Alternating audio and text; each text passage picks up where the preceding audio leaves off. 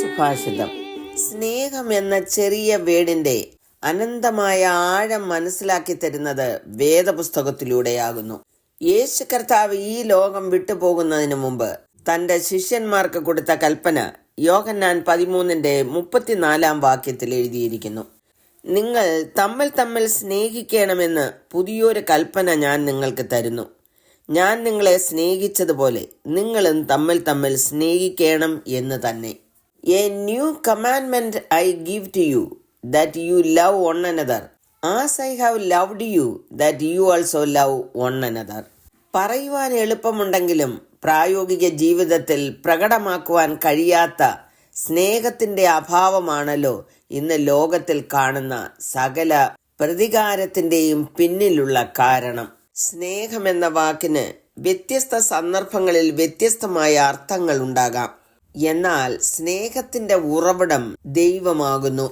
സ്നേഹം ദൈവത്തിൽ നിന്ന് വരുന്നു. സ്നേഹിക്കുന്നവനെല്ലാം ദൈവത്തിൽ നിന്ന് ജനിച്ചിരിക്കുന്നു, ദൈവത്തെ അറിയുകയും ചെയ്യുമെന്ന് 1 യോഹന്നാൻ 4:7 രേഖപ്പെടുത്തിയിരിക്കുന്നു.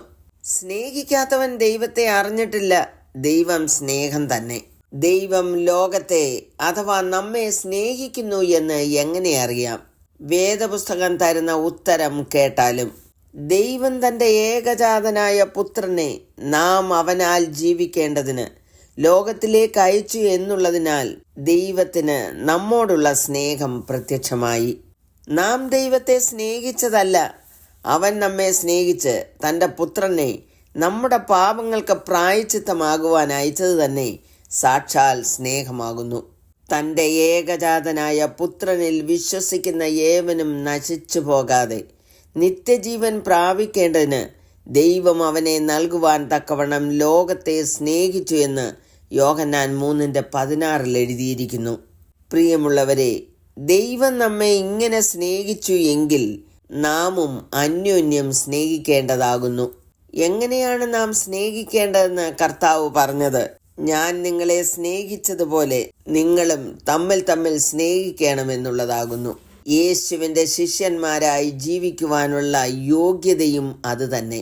യോഹന്നാൻ 13:35 എഴുതിയിരിക്കുന്നത്, നിങ്ങൾക്ക് തമ്മിൽ സ്നേഹമുണ്ടെങ്കിൽ നിങ്ങൾ എൻ്റെ ശിഷ്യന്മാർ എന്ന് എല്ലാവരും അറിയും. ഇങ്ങനെ ദൈവത്തിന് നമ്മോടുള്ള സ്നേഹത്തെ നാം അറിഞ്ഞും വിശ്വസിച്ചുമിരിക്കുന്നു. ദൈവം സ്നേഹം തന്നെയാണ്. സ്നേഹത്തിൽ വസിക്കുന്നവൻ ദൈവത്തിൽ വസിക്കുന്നു എന്നർത്ഥം. ദൈവം അവനിലും വസിക്കുന്നു. ഞാൻ ദൈവത്തെ സ്നേഹിക്കുന്നു എന്ന് പറയുകയും തൻ്റെ സഹോദരനെ പകയ്ക്കുകയും ചെയ്യുന്നവൻ കള്ളനാകുന്നു എന്നാണ് യോഹന്നാൻ പറഞ്ഞിരിക്കുന്നത്. കാരണം താൻ കണ്ടിട്ടുള്ള സഹോദരനെ സ്നേഹിക്കാത്തവന് കണ്ടിട്ടില്ലാത്ത ദൈവത്തെ സ്നേഹിപ്പാൻ കഴിയുന്നതല്ല. സ്നേഹത്തിൽ ഭയമില്ല. ഭയത്തിന് ദണ്ഡന ഉള്ളതിനാൽ തികഞ്ഞ സ്നേഹം ഭയത്തെ പുറത്താക്കി കളയുന്നു. ഭയപ്പെടുന്നവൻ സ്നേഹത്തിൽ തികഞ്ഞവനല്ല. നാം തമ്മിൽ സ്നേഹിക്കുമ്പോൾ ദൈവത്തോടുള്ള ബന്ധം വർദ്ധിക്കുകയാണ് ചെയ്യുന്നത്. പരസ്പരം സ്നേഹിക്കുക എന്നത് ദൈവത്തിന് നമ്മോടുള്ള സ്നേഹത്തോട് പ്രതികരിക്കുവാനുള്ള ഒരു മാർഗമാണ്. ദൈവത്തിന് നമ്മോടുള്ള സ്നേഹത്തിന്റെ സ്വഭാവവും വ്യാപ്തിയും നാം മറന്നുപോയാൽ സ്ഥിരതയോടെയും ആത്മാർത്ഥതയോടെയും പരസ്പരം സ്നേഹിക്കുന്നതിൽ നാം പരാജയപ്പെടും. അദൃശ്യനായ ദൈവത്തെ ദൃശ്യമാക്കുവാനുള്ള ഒരു മാർഗമാണ് തമ്മിൽ സ്നേഹിക്കുക എന്ന് പറയുന്നത്. യേശു എങ്ങനെയാണ് നമ്മെ സ്നേഹിച്ചത്? ക്രിസ്തുവോ നാം പാപികളായിരിക്കുമ്പോൾ തന്നെ നമുക്ക് വേണ്ടി മരിക്കയാൽ ദൈവം തനിക്ക് നമ്മോടുള്ള സ്നേഹത്തെ പ്രദർശിപ്പിക്കുന്നു. സ്നേഹം ദീർഘമായി ക്ഷമിക്കുകയും ദയ കാണിക്കുകയും ചെയ്യുന്നു.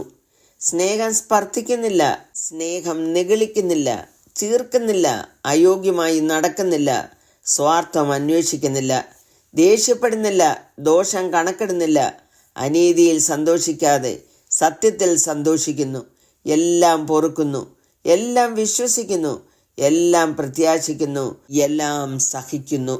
കരുണയുള്ള പിതാവേ, അവിടുത്തെ പുത്രനായ യേശു ഞങ്ങളെ സ്നേഹിച്ചതുപോലെ ഞങ്ങളും തമ്മിൽ സ്നേഹിക്കുവാൻ കൃപ ചെയ്യണമേ എന്ന് യേശു ക്രിസ്തുവിൻ്റെ നാമത്തിൽ അപേക്ഷിക്കുന്നു.